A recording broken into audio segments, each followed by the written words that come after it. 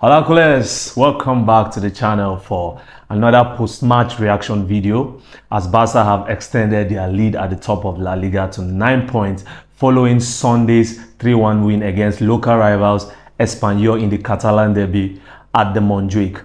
Well, before we dive into the match review proper, I want to spare a thought for the victims of the storm Dana that happened in the eastern region of Spain, in the Valencia region of Spain. There was a storm Dana that caused a serious tragedy during the past week. A lot of lives were lost, a lot of people, families have been affected, and I just want to spare a thought to those people that have been affected as well. But because of that, Madrid did not play this weekend because Real Madrid were supposed to be facing Valencia and then Barca were playing the Catalan derby against Espanyol. But Barca have done their business and we have extended the lead at the top of La Liga to 9 points after 13 match days in La Liga this season, and we are simply flying, guys. It was 3-1 at full time, but to be honest, it was really a game of two halves because the first half was mind-blowing from a Barca perspective, but the second half, bro, that was a shambles.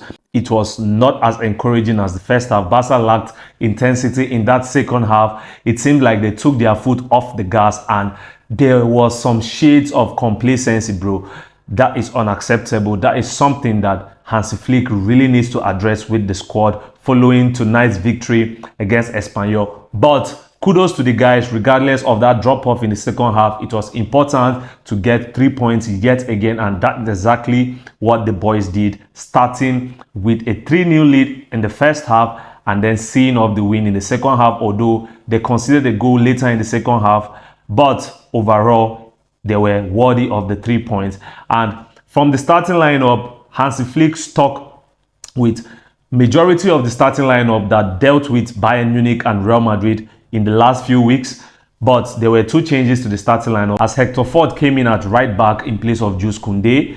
But in midfield, there was also a change in the number 10 position because Dani Olmo was making his first start after returning from injury, and he came in place of Fermin Lopez. Otherwise, it was the same selection over the rest of the pitch from the two games that we saw in the past week where Barca trumped Bayern and Real Madrid respectively. But tonight, the first half was blistering. The second half was not as encouraging as the first half, but kudos to the guys. Once again, we did just enough to get the job done. And bro, I really have to talk about Dani Olmo because tonight he was making his first start after he recovered from injury. We have seen him coming on as a substitute in both the Bayern and the Madrid games, and he looked pretty sharp in those appearances when he came off the bench.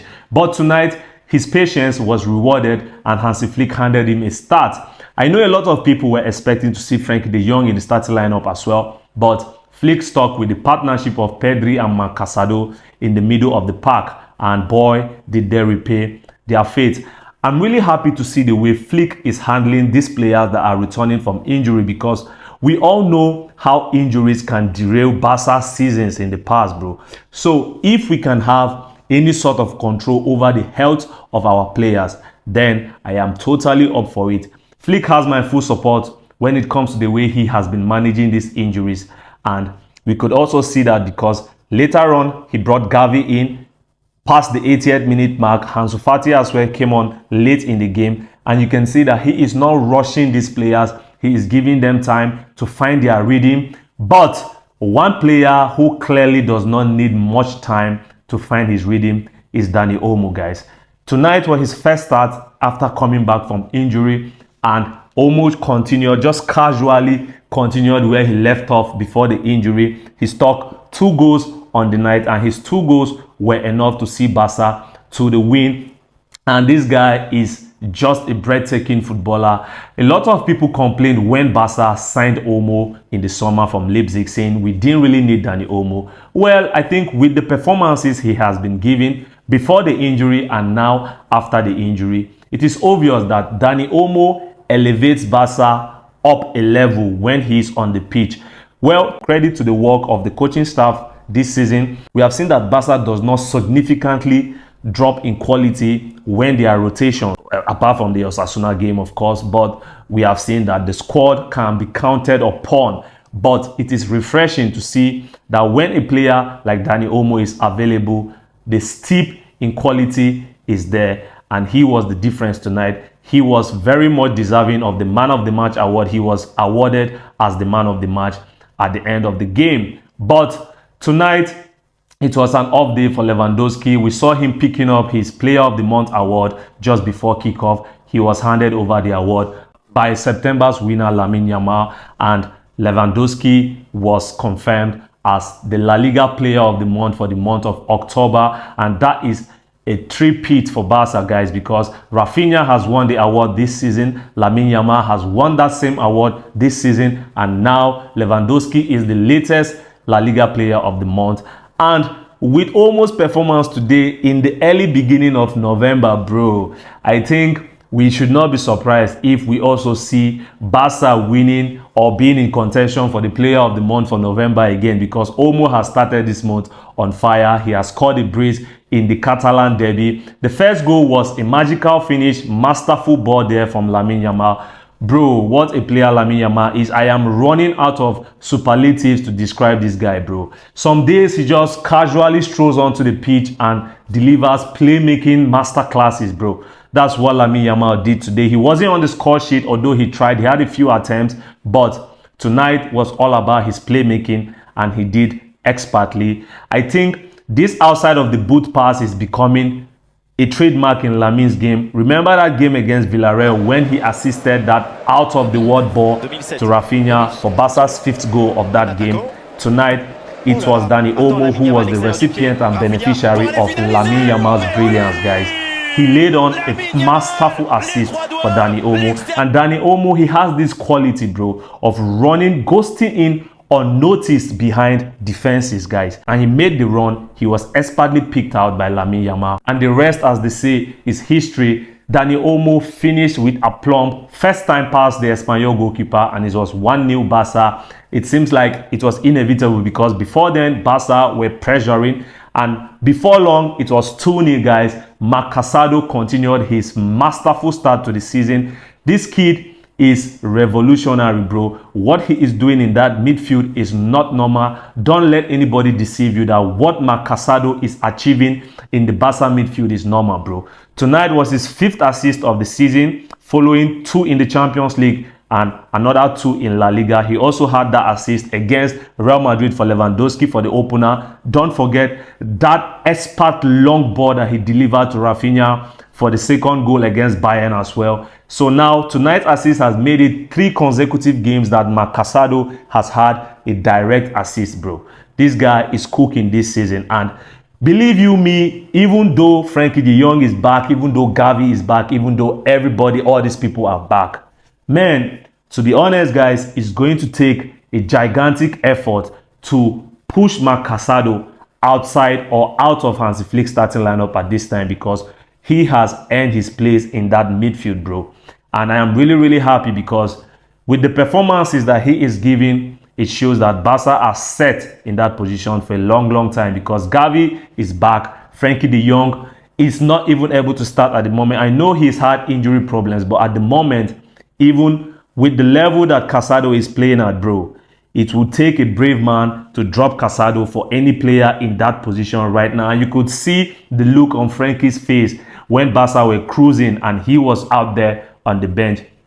You could tell that he was clearly not happy with what was going on. But this is all part of the life of a professional footballer, guys, because you have to fight for your place. And I expect the same with Andreas Christensen and Ronald Araujo when they return as well, because with the way Inigo Martinez and Kubasi have been playing at center half, guys, they have a serious job on their hands if they want to displace those guys in the starting lineup. But like we have said a lot about Barca's offside trap this season, guys, today's game was yet another game where the offside trap was a major protagonist, guys.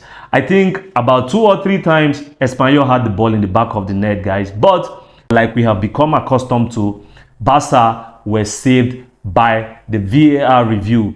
When the goals were reviewed, it showed that the players were offside.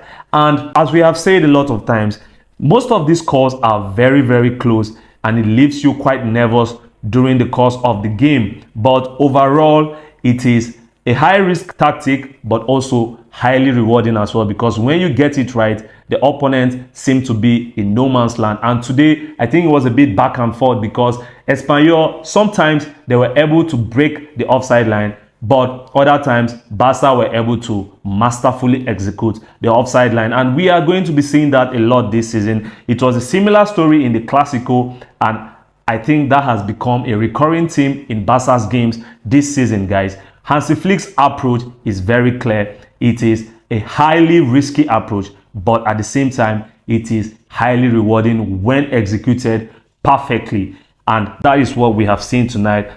Eventually, Espanyol, they pushed us back in the second half, and bro, that second half was not pleasing, guys. I can't make any mistake about it. The second half was not pleasing in the eyes. Barca struggled to get a foothold in the game. We were pegged back a lot of times, and Hansi Flick really has to call the boys out. He really has to let them know that complacency cannot be entertained at this point in the season. It may seem like we are in a comfortable position in La Liga, bro, but the season is just starting, guys, and we cannot afford to rest on our laurels. The whole season is still far ahead, and when you have an opponent like Real Madrid staring down or breathing down your necks, bro, you cannot afford any form of complacency at all. But overall, looking at the positives tonight, it was a good game. We have won yet again and extended our lead to 9 points pending when Madrid play that game against Valencia that has now been postponed due to the unfortunate incidents that happened in the city of Valencia. My thoughts to all the victims once again. But overall, we continue to roll over teams in La Liga, and at this point, we look very much the favorites to win La Liga this season, which is the first season of Hansi Flick in charge of Barcelona. And also, even though Lewandowski did not score today, I think it was nice to see that without a goal from Lewandowski, Barca were still able to get the job done. And it is testament to the attacking play and attacking football that Hansi Flick has brought to the club. That is 40 goals Barca have scored in La Liga this season, bro. At this stage of the season, Barca have scored 40 goals, and you could see why, because the goals are being distributed all around the team. Raphinha got another goal tonight. That's his 11th goal of this season, bro. That is tough. In the last 2 seasons that Raphinha has been at Barca, he has never managed to score more than 10 goals. This season, we are not even at the halfway point yet. Raphinha already has 11 goals this season and also has 7 assists to boot. Lamine Yamal, he didn't score tonight, but he laid yet another assist. Once again, Lamine Yamal is a brilliant playmaker, bro. He may develop into a good goal scorer or a decent goal scorer in the future along the line, but right now, Lamine Yamal is just a brilliant playmaker, bro. And I was also happy to see that eventually Barca were able to rest some of the players, because we saw Dani Olmo, after an encouraging performance, he was the man of the match in the end. He was substituted in the 55th minute and was replaced by Fermin Lopez. And we also saw that Casadó was replaced by Frenkie de Jong in the second half. And I think those changes, even though Barca struggled to get a foothold of the game after those changes, it was important to see that Barca were able to rest some of their more important players this season. And that is the advantage of flying into an early lead, and it gives you the opportunity to rest some of your best players for tests that are ahead in the season. But let me know your thoughts on the game in the comment section down below, guys. What do you make of Barca's performance tonight? What do you make of that atrocious second half performance from the team? And what are some of the things you think Hansi Flick can improve going into the games to come? Let me know all of your thoughts in the comment section. Who do you think was the man of the match in the Catalan derby against Espanyol? I would like to hear your thoughts in the comment section. If you enjoyed this video, please do give this video a like. Turn on your notification bell so that whenever I drop, you shall be notified, because trust me when I say I have so much more content coming your way on this channel. But until next time, as always, Visca El Barça, and I'll see you on the next video. Adios.